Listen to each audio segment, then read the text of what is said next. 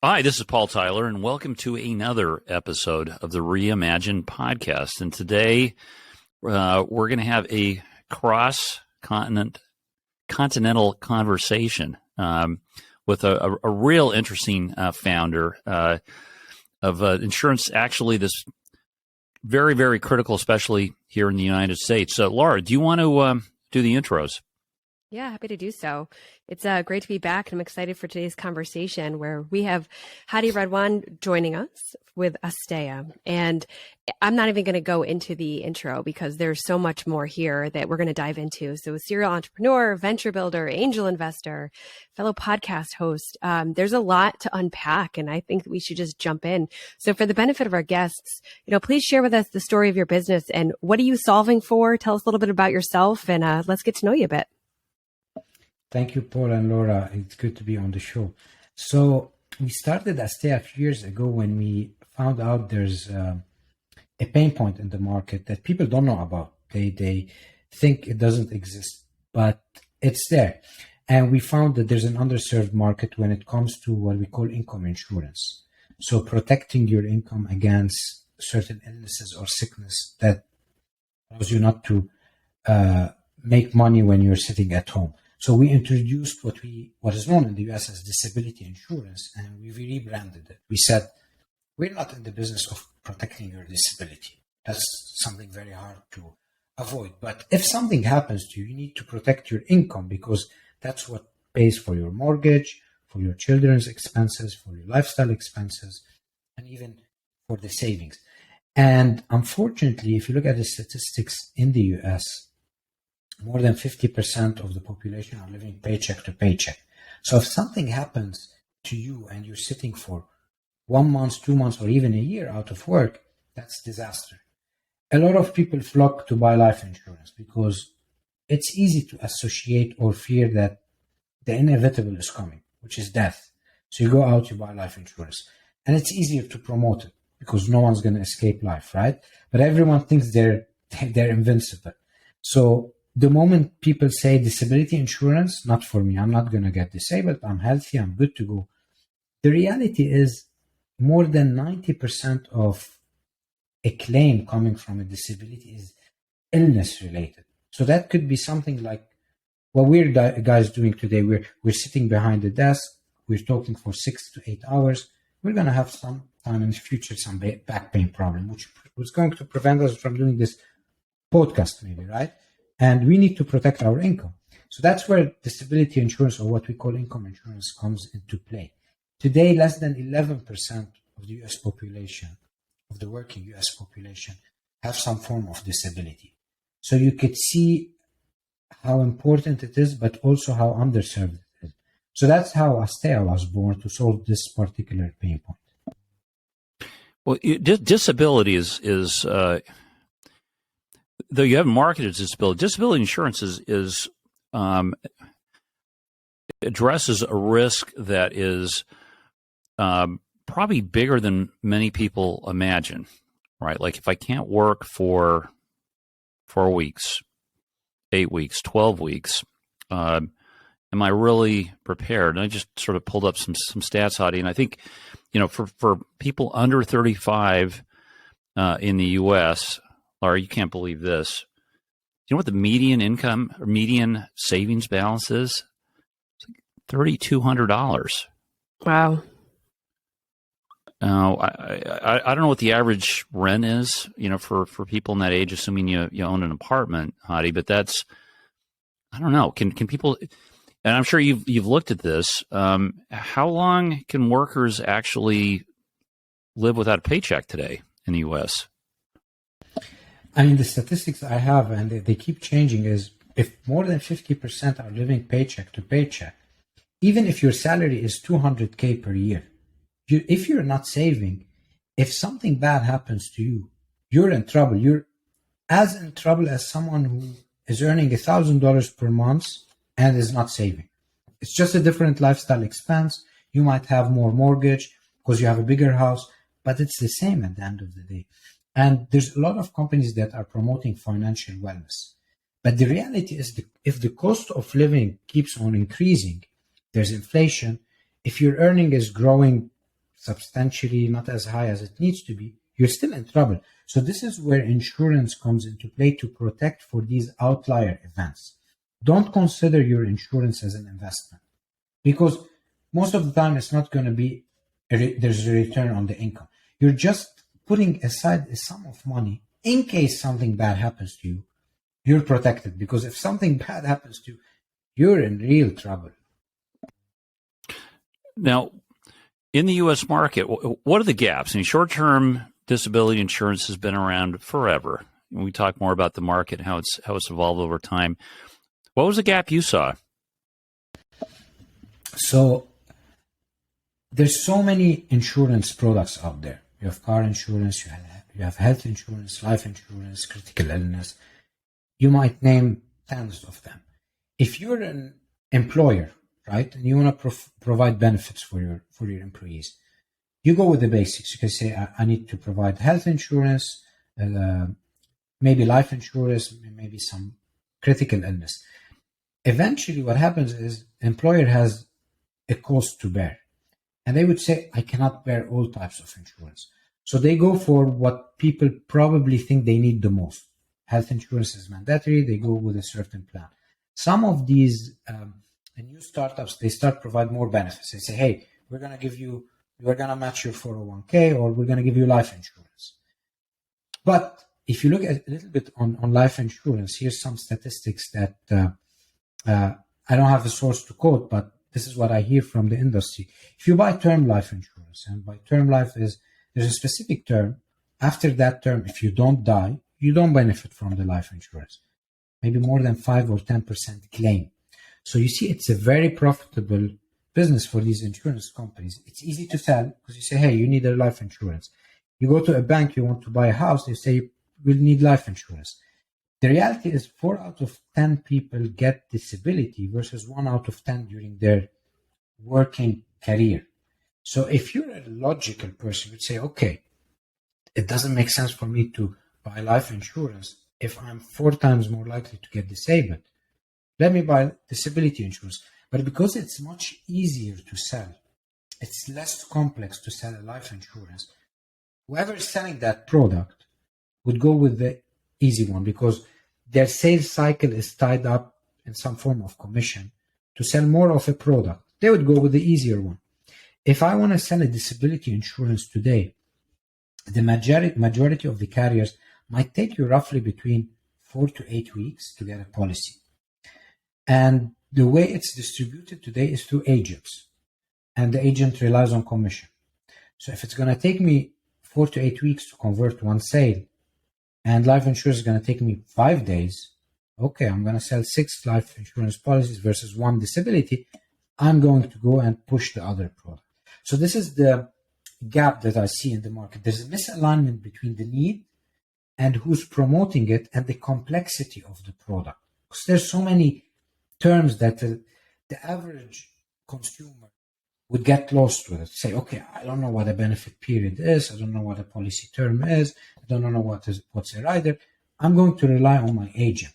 If my agent is saying, you don't need disability insurance, you need life insurance, I'm going to go with life insurance, because I trust the person who reads the fine print to advise me on what's the gap. So how does this work? If I were interested in purchasing some coverage for myself, how do I do it?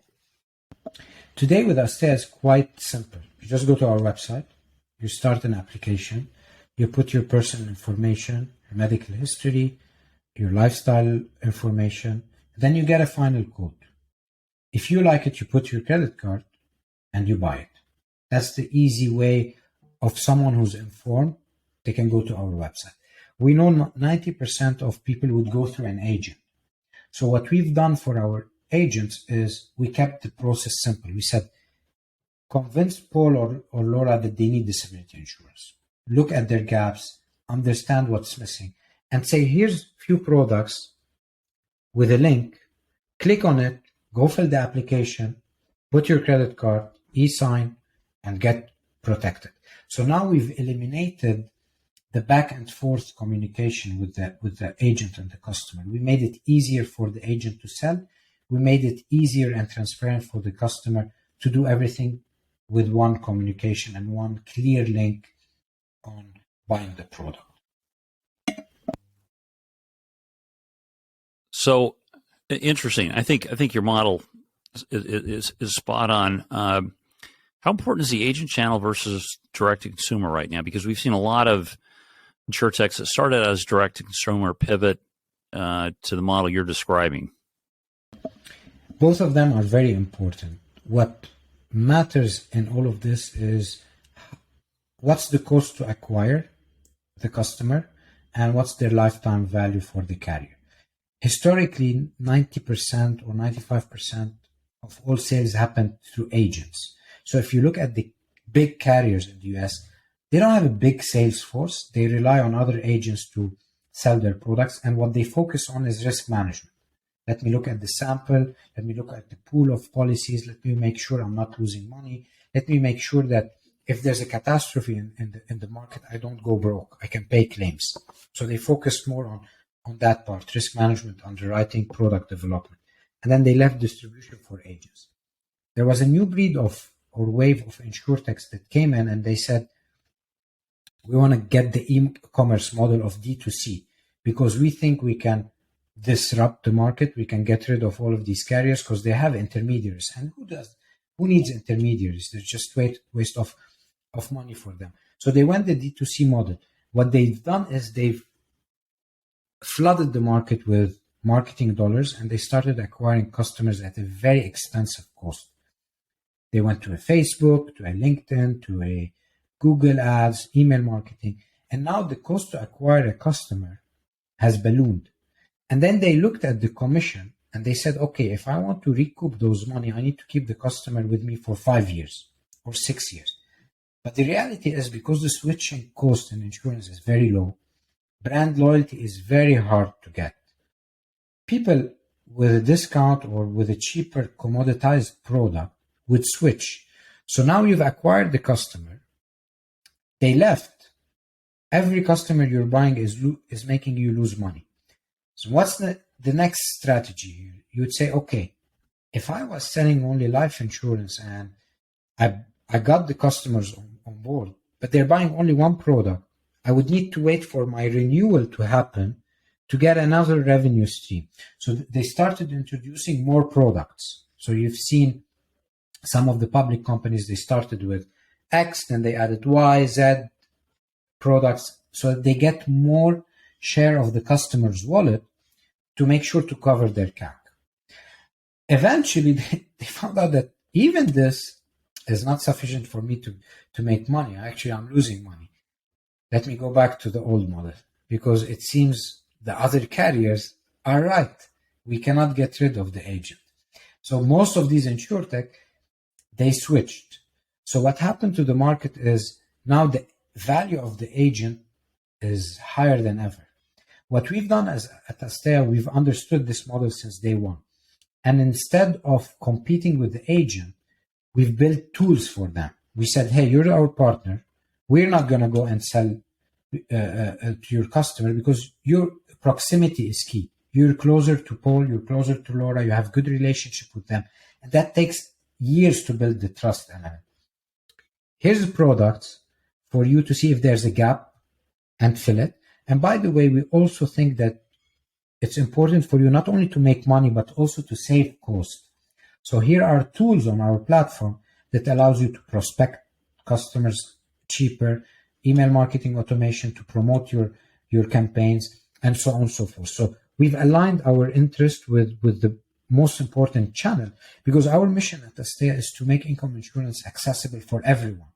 If we're going to compete with other carriers, we're not going to get our mission because now we're focused more on eliminating the other person versus actually getting income insurance in the hands of the many.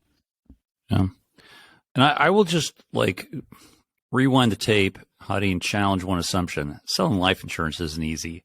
As somebody I worked with in the business said, Paul, nothing's easy here. It's just some things are less hard than others. Exactly. It's easier. Yeah. And I think, we'll kind of dive deeper in here, but I'll just kind of, bookmark this and say, I think one of the issues you're outlining with with investors is we've had a lot of investors come in who know software as service businesses very, very well. They grew up on it. And we've had valuations where they've tried to force insurance into this software as a service issue where, well, what's your CAC? What's your retention? Big factor for us here that probably say it's true in software as service, but more so here is risk selection, because I can sell cheap life insurance, make it super easy process, but if I've sold to the wrong set of customers, won't know it tomorrow. I'll look great for a couple of years until claims start to come in, and then we'll say, whoops, the LTV was not positive $10,000 per client. It was negative $50,000 or more on some of these. Maybe talk just a little bit about the sort of fundamentals of the short-term disability business, because this is a product everybody needs. It's a little more expensive generally than life insurance because you're actually going to use it. Risk selection is hard. If you go back, if we rewound the clock to the prior to the Depression here in the United States, there were policies written where, Laura, only on insurance podcast, if Paul loses one thumb, he gets $2,000. If he loses two fingers, he gets 10. And people in the Depression were literally cutting off their fingers and toes to collect this stuff, right? Hadi, what's your approach? It's great you're selling it. Great your CAC is good. Tell us about your risk selection. So I want to price this thing out 3 years from now. Why is your mousetrap better? Yeah, so you nailed it, Paul. It's very hard to figure out the underwriting part or the risk selection, because in life insurance it's black or white. It's you're either alive or dead. You pay the claim. In disability insurance, sometimes, Hadi, we have people who die, but that's another episode. Yeah, in disability it's gray. So you have, let's say, a condition like depression, which puts you out of work. It's a very hard condition, and I'm not belittling this, but some people abuse it because you could be depressed for 4 or 5 months, you get medicines, you can go back to work. Some people would say, you know what, I'm cashing this check. I have a benefit period of 5 years. I don't like my work. I'm going to stay at home and say I'm depressed. And you get the claim paid, but it's grayish, right? Your loss ratio goes up because you have people like this. How is that preventable? It's not. That's why insurance, you're subsidizing bad risks with the good risks, right? You're making sure to have good selection, not perfect selection, and the claims that come, you subsidize them out. In the 80s, late 80s, so many companies went out of business. They just said, we don't want to sell disability insurance. The loss ratio is huge, specifically short term, which you mentioned. And for me, short term disability is a loss leader when it comes to a lot of carriers, because they would say, you know what, I'll get the premiums in, I'll get the customer relationship, but they need something else. They would need car insurance from me, they would need health insurance, they would need life insurance. I'll make money right there. So it's like a loss leader for them. Currently, Asteya is not a carrier, so we do not carry the risk ourselves. We're actually an MGA. We do everything the carrier does except carrying the risk on our balance sheet. But it's in our best interest as an MGA to write the proper type of risks because we get remunerated for it. Now, we have done a great job so far because of our leadership in the company. We have underwriters who have been in the industry for 30, 40 years. So they've seen it all, and they've put in our customer journey certain validations that would allow us to either pick the right risks or to price the wrong risks properly. So, for example, if a certain occupation has historically been very claims driven because of the nature of the occupation, like a construction worker, they're always out there, they're putting themselves at risk, they might fall and break their leg. They have a higher chance of claiming. Well, the reality is they're going to pay more. So we have great actuaries and underwriters that price the risks properly. And then we make sure that we don't have any concentration in one agent or in one area or in one industry. So we make sure we monitor this. If there's a concentration of accountants, if 100% of our book of business is accountants, that's a problem. Because if something happens to one accountant or many, all our portfolio gets to be, at risk. So we make sure we have the proper selection and the proper diversification. You mentioned the team. Talk to us a little bit about, building the team out, doing so remotely. What does the last 2 years look like? People are going to want to be curious about this. Yeah, we at Asteya, we're a fully remote team. We've done some amazing work, just all of us sitting at home, communicating. And it boils down to hiring the right people, putting in place the right culture, and definitely having the right tools and communication in place, because you can't abuse this system. A lot of people would say, I want people in the office. I want to see what they're working. I want to see them punch in and get these reps in. For us, we don't think this way. We think that the framework I follow is employees come first, customers come second, and then stakeholders or stockholders. And the reason I do this is the customers are always right. They're very important. But if the employee is not happy, customer support is not good. And then the customer will not get what they want. They would leave the company, would go to another place. And then eventually it would trickle down to the investor who puts money in the company and then suddenly sees, oh, no one's buying my product. So why is that? So we focus a lot on the employee, and we like to make sure that they're motivated, they're happy, they're doing their job because they like to do their job. It's not like they're here to collect a paycheck. The second thing is culture. So it's very important that people, what I define culture is what are people doing when you're not in the room. So if I'm not behind my screen or calling people or getting a monthly report or having a team, let's say chat, I want to make sure that they're very transparent, committed. If I'm never in the company, they still continue the mission. So we make sure that we find people who like the culture, who are not here to collect the paycheck. And then finally, it's all about communication. We're doing this podcast, we're behind screens, right? We've never met each other, but there is some form of, connection because we've chatted, we've connected on a personal level. And then at the end of the day, if I'm open with the communication, you feel that, okay, this is a person I can talk to, not only about work, but also about my family.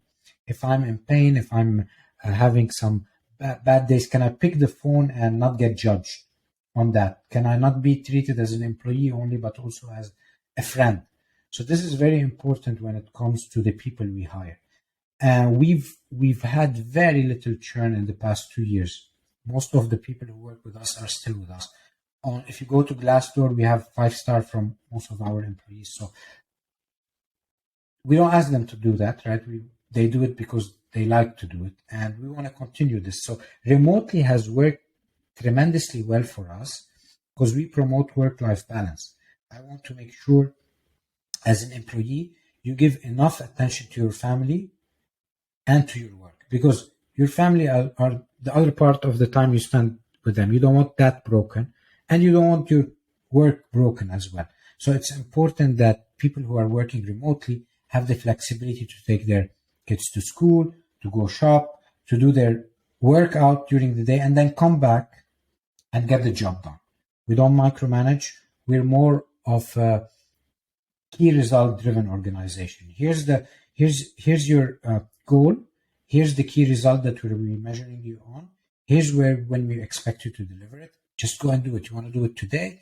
You want to do it in 5 days? It's up to you. Yeah. Now, I will say, from the outside, this is working.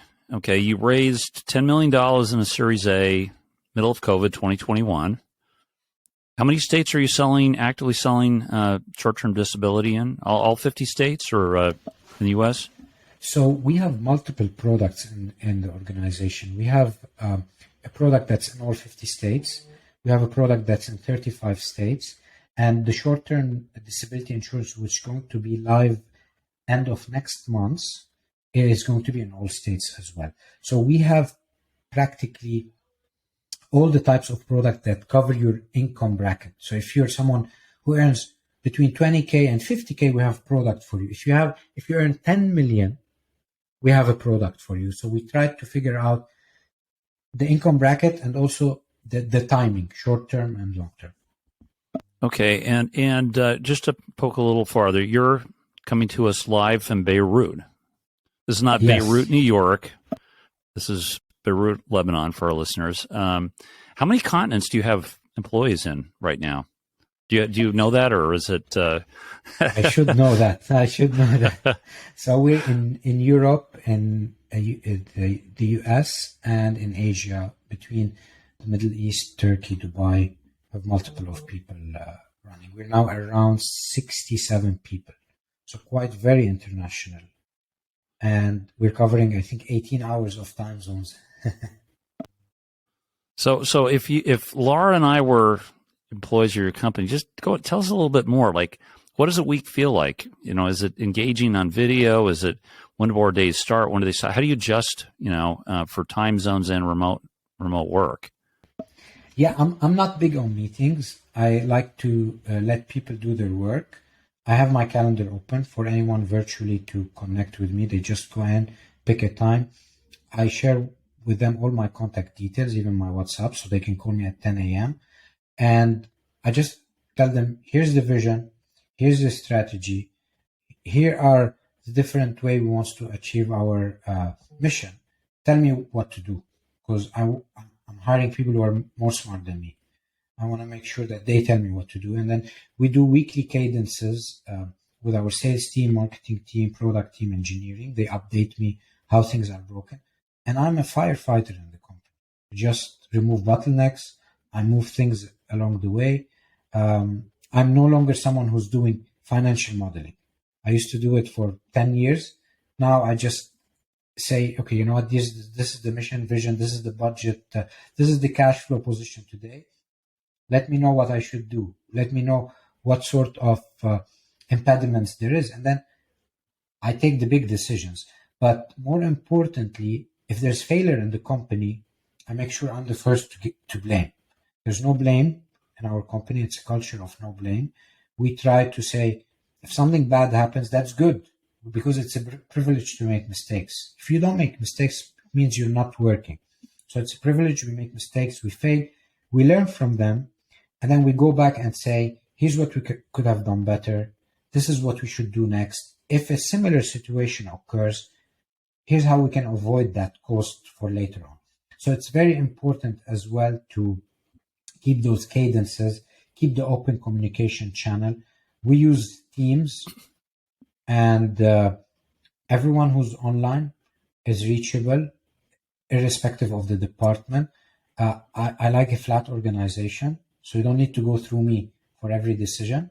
I'm happy if you ask me and tell me, hey, what should I do here? I'll help you, because I have a 360 view of the organization, but I consider myself more of a firefighter. This is what I tell people. If you have problems in the organization, things are not moving as they should, I'll step in. Other than that, you know what to do. So I have to call out your Instagram account. It's actually a lot of fun to look through. I mean, there's references on here all over the place. Dude with the Sign, you have Bridgerton, you have Little Miss. There's a lot of I would say millennial and Gen Z. Is that a key market that you're focusing on? Because between the website and the Instagram, it's very, very engaging. So the interesting thing is, originally we had the idea of a hybrid model, whereby we need the agents to sell because they understand the needs of the customer. But at the same time, we want to build a D2C brand so that if someone comes to our website, we can help them get educated on why they need it. So if you go to our website, you see it's very modern. It's talking to the new generation. If you think about it, Laura, the new generation like to go online, research, check Google, figure things out, and then compare and then take a decision. The older generation, they do it differently. They would say, you know, I don't have time for this. Let me call my friend who's an insurance agent. He's going to tell me what to do. So we've married that hybrid model. If you want to do the research, we're going to talk to you in your language. If you go to an Instagram, you'll find what you need there. It's entertaining, it's fun, it's modern. If you want to go to the agent, well, the agent knows what to do because we gave them the tool as well. So that's the idea behind how the branding works. Yeah, it's great. So I'm a founder. I've got a business, a budding business, some promise. I've got a little bit of business coming through. Hadi, what at this, given today's state and time, what it is to raise money, how it is to break through the market, what are the three pieces of advice you would give me? So if you're a new founder or you're just starting, advice number one is go and find product market fit. Whatever product you're building, if it's nice to have, forget about it, right? Because there's so many nice to haves. It has to solve a pain point, because then you can go out and see who actually needs it. Get your first 100 paying customers. And then once you have product market fit, you can go out and raise money, because it's easier now to raise money. I'm a podcast host as well. I have a show called The First 100. I was very curious to understand how other founders got their first 100 paying customers and how they managed to raise money. And I've noticed that so many people want to share their story because they have so many creative ways on how they've done it. But the reality is that 0 to 100 is very hard. It takes a lot of work. It takes a lot of patience. It takes a lot of grit and perseverance. If you pass that phase, then a lot of investors out there, they invest in the person sometimes, most of the times. They invest in the person, because if you invest in someone who has the ability to pivot or the perseverance to fall and then stand up again, then they would say, okay, my money is safe. Even though 1 out of 10 would only succeed, it's still a safer bet than just putting the product. So first advice is product market fit. The second advice is learn how to sell. Go out, get the product, sell it yourself, talk to the customer, because sometimes we make assumptions that we think are good for the customer, but the customer doesn't think this way, because there might be a pain point, but how they buy it is different than what you think. Or you might promote it in a certain way, but this is not a channel that they go to. So it's important that you learn how to sell. Go out, read books, try it yourself. Don't be afraid of rejections. I got rejected 200 times from investors, right? I have a thick skin now. I know how to pitch. I know what works, what doesn't work. It's a form of selling. Do the same with your customers. Get that feedback from them and try to iterate and pivot multiple times. And the third advice, get a very trustworthy and smart technical co-founder. Because today, everything is built on software. So find someone you trust, someone who understands what you're building, and someone who's a builder and a problem solver. Because that's an area which I've invested a lot of time to find the people who are very technical and I trust. I don't know how to read code. And I say I don't know how to read code. But the person that knows how to read code is someone I trust. They know what they're building is the efficient way of building it. And that's what I would give as 3 potential advice. Now I'm going to follow that up with, what is your why? You could be doing a lot of things. You've done a lot of things. Why do you wake up every day and do this? I've thought about it a lot, and my why is progress, because complacency is the number one killer of the motivation of many people. We get complacent with our relationships with our significant others. We've seen the divorce rate goes skyrocket. We get complacent with our people. They leave us. We get complacent with our business. We lose our customers. So for me, the number one why is progress.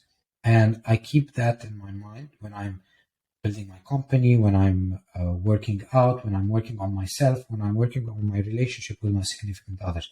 So that's the first why I keep in mind. Because it's a very philosophical question and very hard to put a number to it. So I say, if there's progress, then it's good.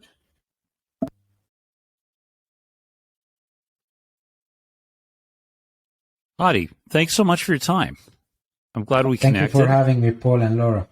Yeah, universe brings us together in interesting ways, and it's a pleasure to meet. Good luck on your business. We'll put in the show notes links to your company's website, Asteya.world, and links to your podcast. Is that right? We'll link to your podcast. I agree with you. First 100 customers, it's hard. It's painful to do it, but it's incredibly valuable. As you say, you've got to go out there and see. This sounds a great idea. Sounds great to me, but does anybody else really agree, and are they willing to put money into this? So thanks so much. And listen, to our listeners, join us again next time for another episode of the Reimagine podcast. Thanks.